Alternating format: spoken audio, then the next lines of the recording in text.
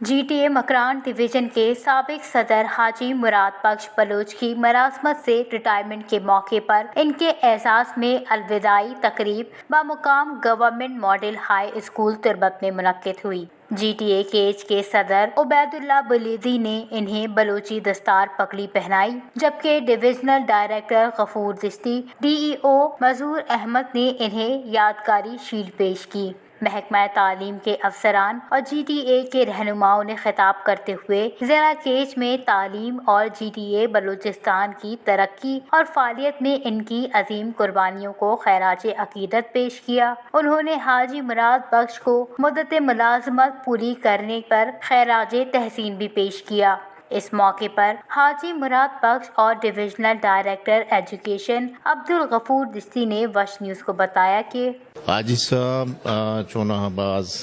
متور باز دور اندیش اور میں ٹیچر اور ٹیچر یہ فدا کستے دام ایڈمنسٹریشن گوما چا 2007 ہمرا ہوتا ہشیا کستے ای مردہ ہر وقت کستے ایجوکیشن ڈپارٹمنٹ ہے اسپیشلی ونڈوانی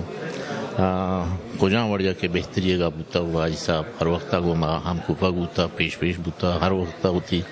کیسے دور انصلاح کیسے گوما شیئر کوتا گام تمہیں امرادہ جی کوتا ٹیچر کیسے وہ تارا گو اسکولہ منسلک بکنا اور وہ تی طالب علم کے ہاں دی چوکا ہاں تو چوک بے سمجھا اور صحیح معنی بوانے ننتے اور اسپیشلی وانگے سرا سخت محنت بکنا اور اسکولہ ریگولر بے بنتے اور آنی تنظیم کے استے جی ٹی اے آئیارگو منظم و مضبوطی طریقے یا بسنبالا اور بیدارنتے اور اتفاق و اتحاد مظاہرہ بکنا وتی تو کا کیستے دوری اور مخالفت اور دیگر یہ بڑی چیزیں کیسے معیارنتے۔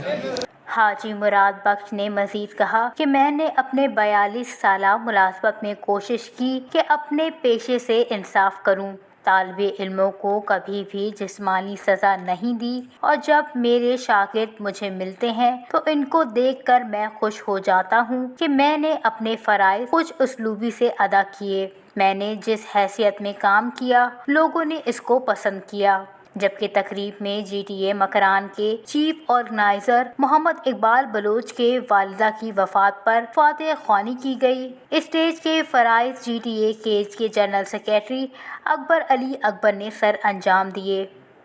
وش نیوز کیج۔